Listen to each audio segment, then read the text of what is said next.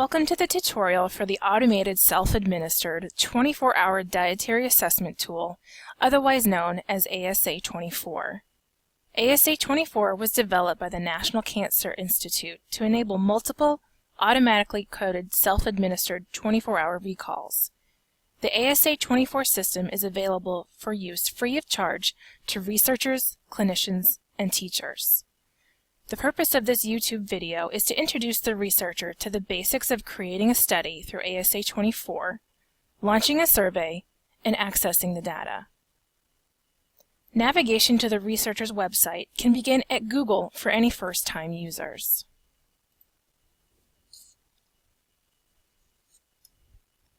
Use the words ASA24 Researcher and click on the first website that pops up to access the appropriate site.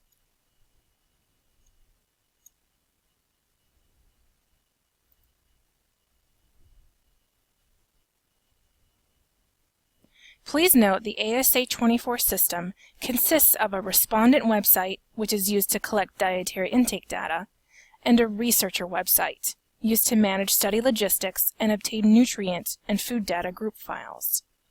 To access the official instructions from the National Institute of Health, click on the researcher instructions located on the ASA24 researcher website, located right here. Let's get started. If you are a new researcher, click on Register to create your researcher account. This page allows you to create a researcher account, which is needed to register to use ASA24 in a study, clinical setting, or classroom. Once you complete the form, check your email for messages from the help desk with the details needed to complete the account creation process.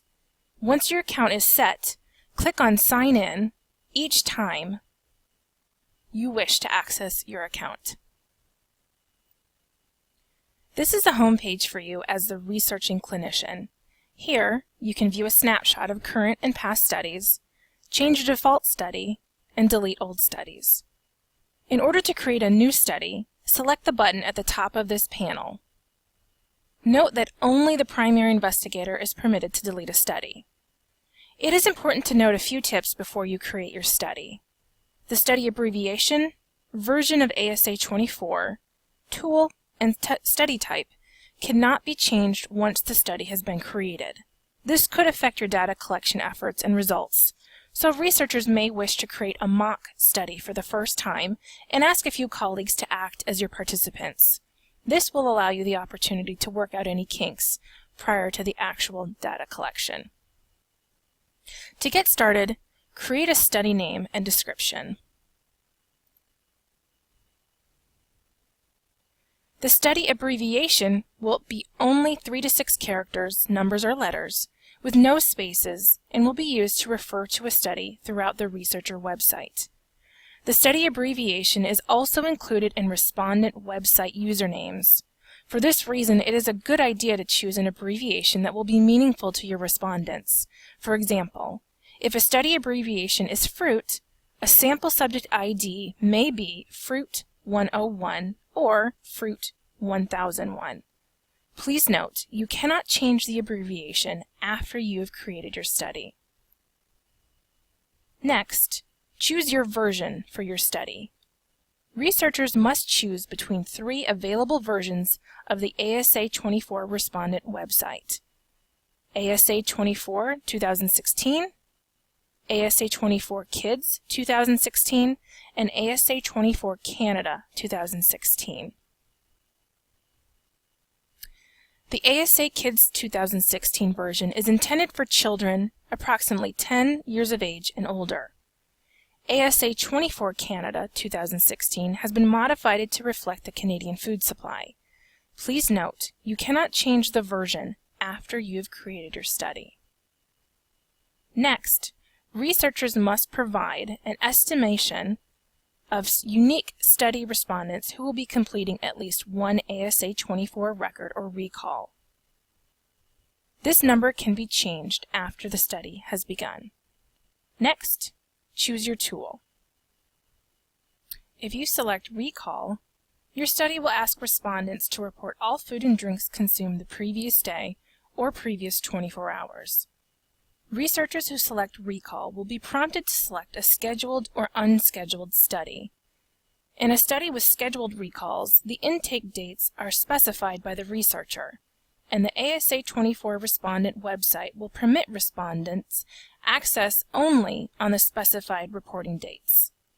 In a study with unscheduled recalls, respondents can access ASA24 at any time until the maximum number of recalls, as determined by the researcher, is reached. Unscheduled recalls may be preferred in clinical or classroom settings due to the unpredictable nature of the visits or classes, or in a study in which the researchers prefer more internal controls related to scheduling recalls for respondents. Once respondent accounts have been created, study type cannot be changed. Next, researchers must indicate the maximum number of recalls to be completed by each respondent. This number can be changed after the study has begun. Researchers must then choose between two options for the intake time frame. First, midnight to midnight of the previous day, which means the respondent will be prompted to enter all foods and drinks consumed during the previous day, for example, Saturday, June 1st. Or two, during the last 24 hours. The respondent will be prompted to enter all food and drinks consumed during the last 24 hours, starting from the time of day that the respondent logs in.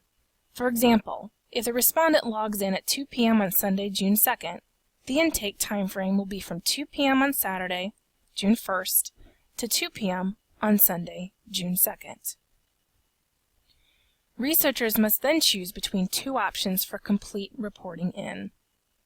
For one session, respondents must complete their recalls within a single session on the website. Once respondents log out or time out of the respondent website, they will not be able to log back in to modify that recall. Or multiple sessions, which means respondents can log in multiple times to complete their recalls. If the intake time frame selected is midnight to midnight, an additional section is required to indicate the length of period that respondents are given to complete their recalls. For 24 hours, respondents have until midnight of the reporting date in the respondent's time zone. For 32 hours, respondents have until 8 a.m. the day after the reporting date, again in the respondent's time zone. If the intake time frame selected is last 24 hours, rather than midnight to midnight, the 32-hour recall option is not available, and recalls must be completed by midnight on the day the recall is started. If at any point during the creation of your study you need this information, again, you can click on any of the question marks located at the end of the prompts, and you will see this information in text form. Next, let's talk about choosing your tool as Record. If you choose Record, your study will ask respondents to report all foods and drinks consumed in real time. Please note, you cannot change your tool after you create your study. Specify the maximum number of single or multiple day records respondents are to complete. Specify whether you want each record to include consecutive or non-consecutive days. Select consecutive if respondents are to report 2 or more consecutive days. A consecutive record will begin on the first day a respondent logs in. Select non-consecutive if respondents are to report any number of non-consecutive single-day records. For either study type, respondents can log in to edit the record 1 day beyond the record's last day. Please note, again, the study type cannot be changed after a study has been submitted. Once you have selected the appropriate box for your study in regards to tool, you then move on to enter a study start and end date.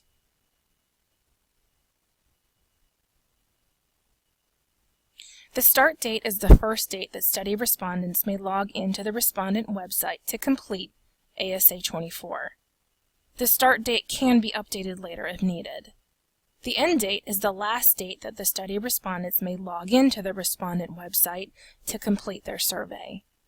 Respondents will not be able to log into the respondent site after midnight in the respondent's time zone on the date of the study end date. The date can be updated later if needed. Finally, Choose researcher affiliation and purpose of study. This information is collected for internal use only and does not affect study administration. Researchers finalize the completion of their study by choosing modules to be administered to respondents on the respondent website. There are 5 modules that can be included: location, where the meal or snack was eaten; ate with, in other words, who the participant ate the meal or snack with; source, where the food or drink originated from; TV/computer use during the meal or snack; and supplement intake, if they're taking vitamins and minerals. Once you hit submit, your new study has been created and will be listed on your researcher homepage. So at this point, I'm going to create a fake or mock study, just to give you an example.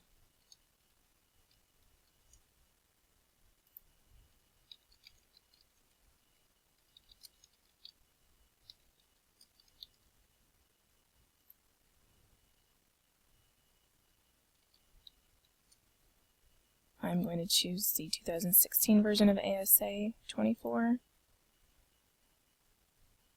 And I'm going to say that there will be 100 respondents participating in my survey. I'm going to ask for it to be a recall method that will be unscheduled, and I only want 1 report from each participant.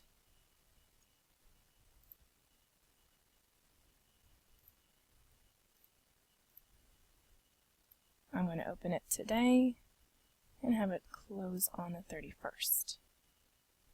And finally, I'm going to say that I am a college researcher, actually that I'm a college student, and that the purpose is testing. And I want to see where they ate it. I don't necessarily am interested in who they sat to eat with, but I am interested in where the food was originating from. You can also select Respondent Nutrition Report, which will allow the respondents to see their nutrient intakes at the end of their survey. So if you're interested in that and allowing your respondents to see that information, you click that box and then click on Submit.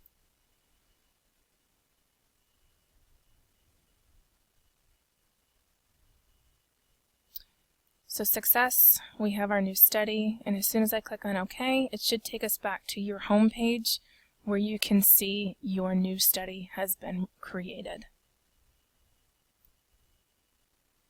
So once your new study has been created, you should be able to see this as listed on your researcher homepage. And the next step is to create accounts for each person you plan on participating in your study. To create respondent accounts, click on the tab at the top of the page, Respondent Accounts. Click on the drop-down arrow, select your study, and select how you want to create respondent accounts. If you choose Start Wizard, the system will generate user IDs and passwords for your participants using the study abbreviation you previously chose when setting up the study. Enter the starting ID number and click Next.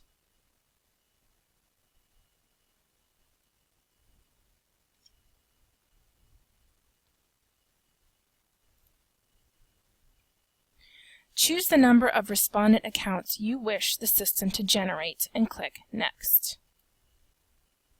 Typically, you would create as many accounts as participants you anticipate. For the example purposes, I'm only going to have 5 respondent accounts created.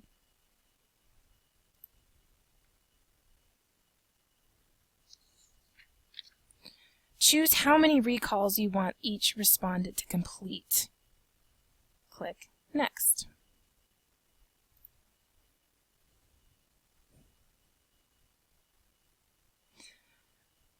Confirm your choices and click Next. Help the system create passwords by selecting a root word or system-generated password. If you choose root word, you can specify this and the system will generate random extensions to create secure passwords. This root word must contain only alphanumeric characters and must be between 4 and 6 characters in length. Alternatively, the system can generate random secure passwords. Select the option you would like to use below and click Finish.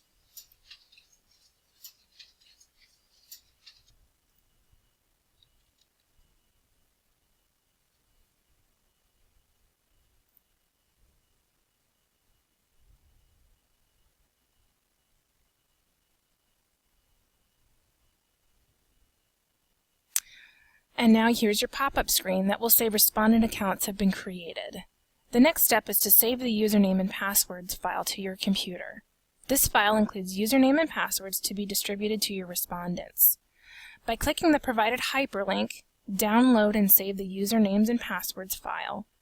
You can download an Excel spreadsheet with the usernames and passwords for your respondents.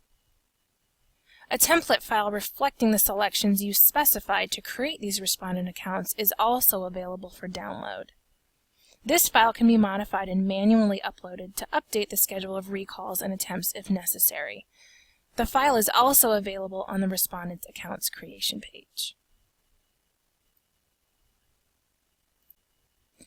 Once you have your study created and respondent accounts ready to go, you are now ready to either launch the study or take the survey yourself as a practice round. If you've created a mock survey, taking the survey as a participant yourself will help you become familiar with the knowledge on what the survey will look like to the participant, how long it will take to complete, and allow you to see any changes you may want to make for your actual study. If you are able to, ask some of your trusted colleagues to take your ASA24 survey and get their feedback on how long it took for them to complete it. Also, this will generate data that you can download from your researcher's account, providing you with a chance to familiarize yourself with the data you will obtain. If you are ready to launch your study, Google the respondent website by simply using the words ASA24.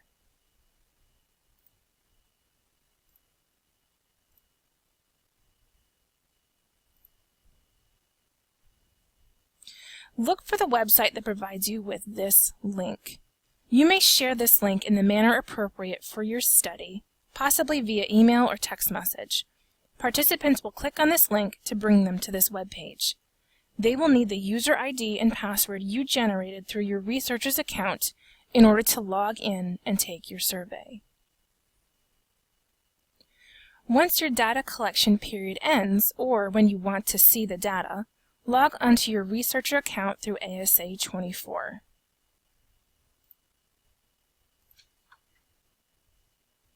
Click on the tab at the top of the page, Analytic Files.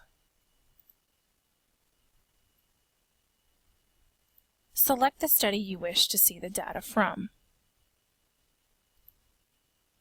You may choose to see all respondents' data or one respondent's. Click Next to submit. Please note, when requesting data for a large group of respondents, the system can take a long time to generate the report, sometimes 24 hours. It is recommended you generate this well in advance of needing to read, analyze, and interpret the data. Once the system generates your report, you can click on the Request File Generated. The system will download a zip file for you with several Excel spreadsheets of data. To understand the information being generated, it is highly recommended you download and consult the instructions for the ASA24 Researcher website PDF available to you. You can find this document on your researcher website before you log in. It is a link under the resources titled Researcher Instructions.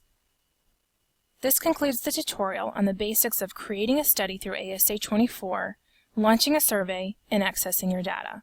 Good luck with your studies.